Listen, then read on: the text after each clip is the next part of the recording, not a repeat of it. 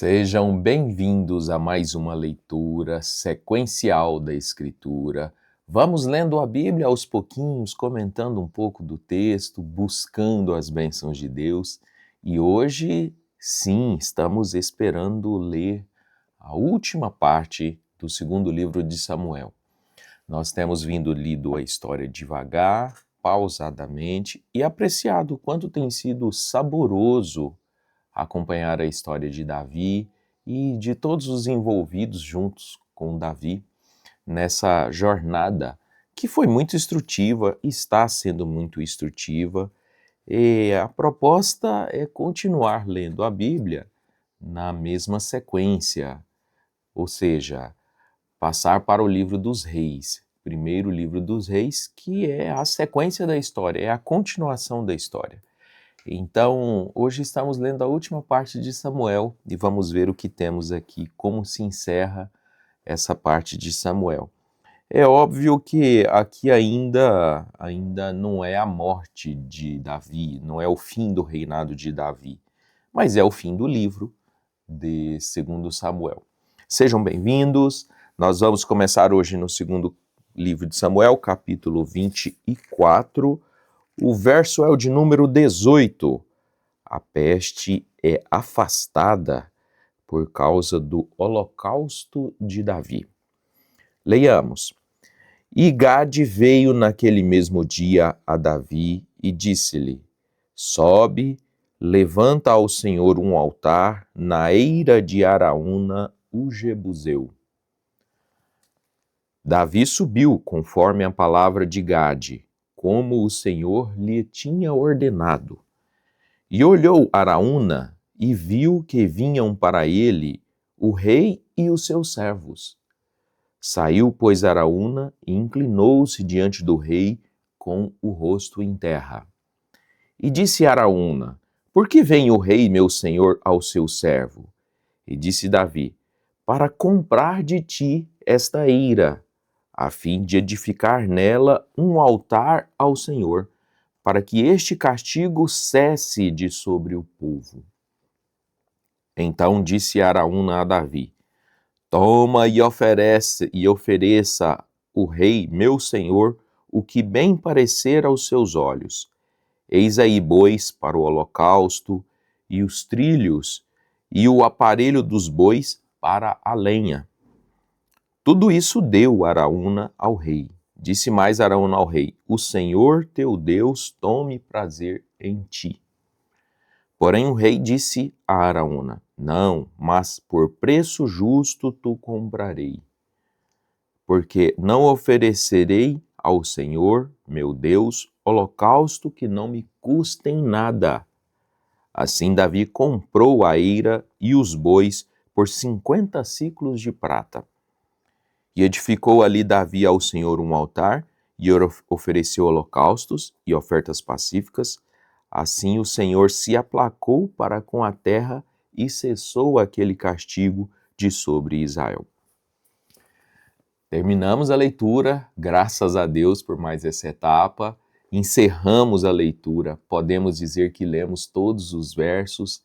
Vários dos irmãos que estão apenas ouvindo, mas pode dizer que passou por todos esse livro, os 2 livros de Samuel, e até mais do que isso, quem está acompanhando mais tempo. E é uma gratidão poder ter lido esse livro com cada irmão. Vocês me estimulam, comigo aqui me incentivam a ler e a estudar. Que se não for a leitura aqui conjunta, a gente não leria do mesmo jeito. A leitura para si próprio, ela não tem a mesma característica. Então, graças a Deus por termos lido juntos esses livros. Voltemos ao texto que nós lemos hoje para alguns comentários. O profeta Gade, que foi um dos profetas que esteve no ministério, no reinado de Davi, é um dos 3. Esteve Samuel no começo, depois Natã e agora Gade.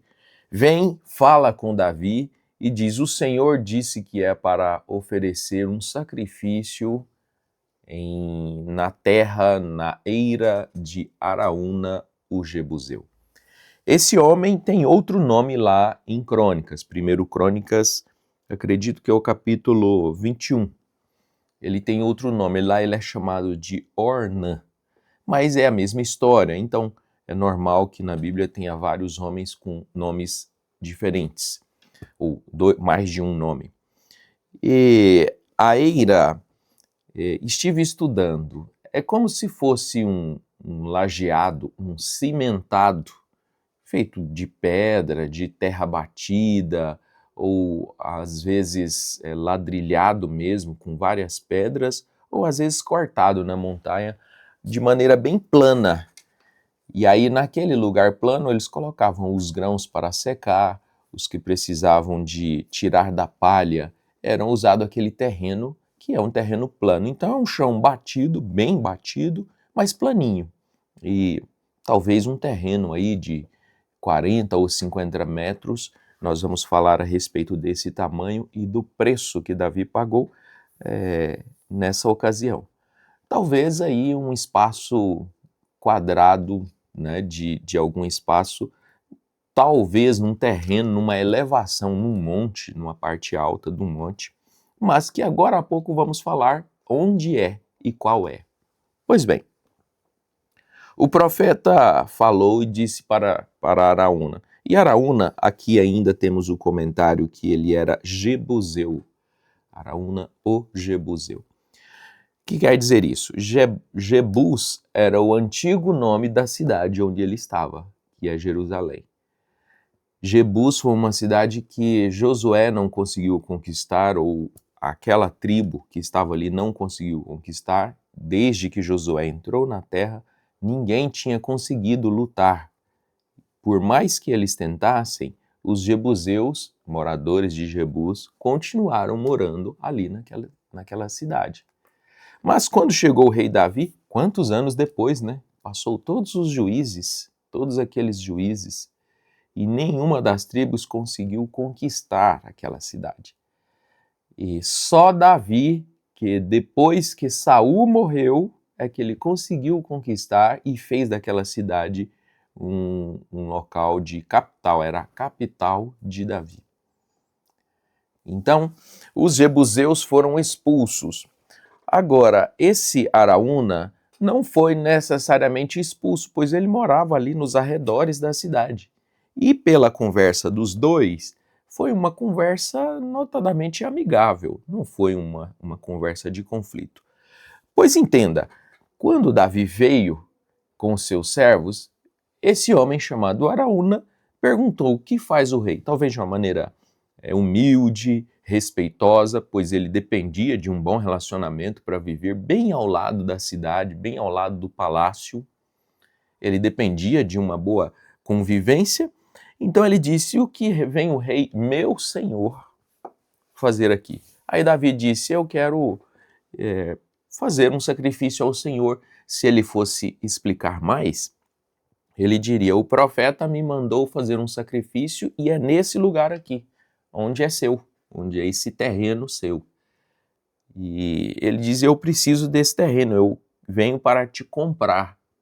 Agora, para um homem que há poucos anos atrás tinha tomado a cidade inteira, era fácil para ele expulsar aquele homem, ou às vezes até matar aquele homem para ficar com a terra. Era fácil porque ele já tinha conquistado todo o terreno em redor. Para ele, mais um campo, uma eira, apenas um pedaço de terra, para ele era fácil. E ele então, mais do que depressa, Araúna, disse para o rei, não, tome o terreno para ti, tome o terreno, pega os bois, pois ele estava trabalhando ali com os bois, talvez estivesse carregando grãos para aquele lugar. Ele disse, toma esse terreno, toma os bois, até as madeiras dos trilhos, o que junta os bois numa espécie de carroção, vamos dizer assim, o que une os bois, pega essa madeira e faz lenha toma tudo. E Davi disse, não, desse jeito não me serve, eu quero comprar e pagar. E a palavra dele foi bem bonita, ele diz assim, porque não oferecerei ao Senhor meu Deus holocaustos que não me custem nada. Então é uma boa mensagem. Se você vai fazer algo para Deus, tem que lhe custar. Não é do que você tem muito. Deus quer o que você tira e paga, seu esforço. E isso é uma diferença, pois para adorar a Deus tem que ter esforço.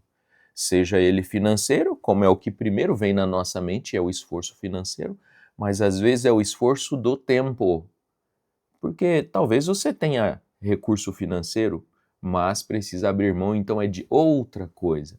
E Davi disse, eu não vou fazer algo para Deus do que me sobra, do que eu ganhei, do que não me custou nada. E essa mensagem ela é bem ampla e você pode aumentá-la no seu coração. Não dê para Deus algo que não lhe custe nada, do que lhe estiver sobrando ou que para você não faz diferença. Para Deus, você precisa entregar com o coração e que demonstrem o seu esforço. Pois bem, ele diz assim, então, sim, ainda tem uma outra coisa aqui para comentar. No final do verso de número 23, ele diz assim, e o Senhor teu Deus tome prazer em ti. Veja aqui, ele disse o teu Deus, dizendo para Davi. Então ele era um cananeu, talvez tivesse convertido ao judaísmo, talvez tivesse convertido, mas realmente o Deus era Deus de Davi. Então ele disse, o Senhor teu Deus tome prazer em ti e aceite o teu sacrifício e o teu esforço. E Davi então retrucou e disse, não, eu quero pagar para ele. Porém o rei disse, não, mas por preço justo tu comprarei, porque não oferecerei ao Senhor holocaustos que não me custem nada. Eu cheguei a marcar isso aqui na Bíblia, pois ele é de grande reflexão. Assim Davi comprou a eira e os bois por 50 ciclos de prata. Provavelmente, nós que não temos referência monetária, provavelmente Davi pagou mais do que suficiente por aquele pedaço de chão. 50 ciclos de prata. A história se repete em 1 Crônicas, capítulo de número 21, e lá em Crônicas diz que Davi pagou o preço de 600 ciclos de ouro. Veja que aumentou tanto a quantidade quanto o material. 600 ciclos de ouro. Aqui está 50 ciclos de prata. Os historiadores tentam explicar, tentam comparar essas diferenças de Samuel com Crônicas de várias maneiras. E uma delas é que ele não comprou apenas o terreno, mas posteriormente comprou toda aquela região, que eu poderia dizer hoje nos nossos termos, comprou toda a fazenda, todo o terreno em volta, que era então muito maior. Se você for para no 2 Crônicas, capítulo 3, quero ler essa referência, capítulo 3, primeiro verso, quando está falando de Salomão, diz assim, e começou Salomão a edificar a casa do Senhor em Jerusalém, que é o templo, o glorioso templo de Jerusalém, no Monte Moriá, onde o Senhor aparecerá a Davi, seu pai, no lugar que Davi tinha preparado na eira de Ornã, Jebuseu, e começou a edificar no 2º mês, no 2º dia, no ano 4º do seu reinado. Veja que então essa eira de Ornã, aqui em Crônicas Ornã, em Samuel, em 2 Samuel, Araúna. Essa eira era no Monte Moriá. E o Monte Moriá é justamente o mesmo monte em que Abraão foi sacrificar o seu filho e Deus trocou o sacrifício, aceitou a disposição de Abraão e ele ofereceu no lugar um cordeiro. Isso está em Gênesis capítulo 22, verso 2. Aí você percebe uma sequência do mesmo lugar. Está Abraão no Monte Moriá, está agora Davi vendo o Senhor, inclusive o anjo também, que estava trazendo a praga, no Monte Moriá. E no futuro, quando chegarmos à história de Salomão, Salomão está edificando o templo naquele lugar. Compro e pago por Davi, para o antigo dono da terra. não foi tomado. E está lá até hoje um local que é muitíssimo especial, não é apenas muitíssimo especial para judeus, inclusive para muçulmanos e outras religiões, onde está o Templo de Jerusalém, onde nós vemos nas fotos o Domo da Rocha, aquela mesquita que é tão especial para as religiões, para várias religiões do mundo. É justamente esse lugar do qual nós estamos falando, onde Davi viu o Senhor, segundo Crônicas diz que ele viu o Senhor, mas no verso 17, no começo do capítulo que nós estamos lendo hoje, capítulo 24, diz que ele viu o anjo com a espada na mão, pronto para destruir Jerusalém. Então, a gente percebe que aí era um lugar realmente marcado por Deus desde antes da história, antes dos homens. Aquele lugar já estava predestinado. Pois bem, quando nós lemos isto, a gente vê assim a providência de Deus. A providência de Deus para parar aquela praga, para parar aquele juízo que estava trazendo sobre o povo. Até dissemos no começo do capítulo que as pessoas que morreram talvez foram as pessoas que reprovaram a atividade de Davi, a ordem de Davi de contar o povo. Possivelmente foram os que murmuraram que morreram naquela praga.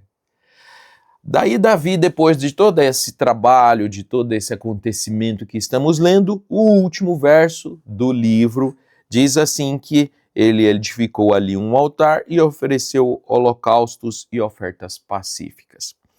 Se a gente vai para Levíticos capítulo de número 1, descobrir o que é a oferta pacífica, nós vamos entender que a oferta pacífica não é uma oferta de remissão de pecados. E por isso Deus parou o anjo e a praga parou e a gente entende isso. Mas a oferta pacífica ela não é para remir pecado. A oferta pacífica ela é uma oferta de gratidão. Significa que a praga já tinha parado.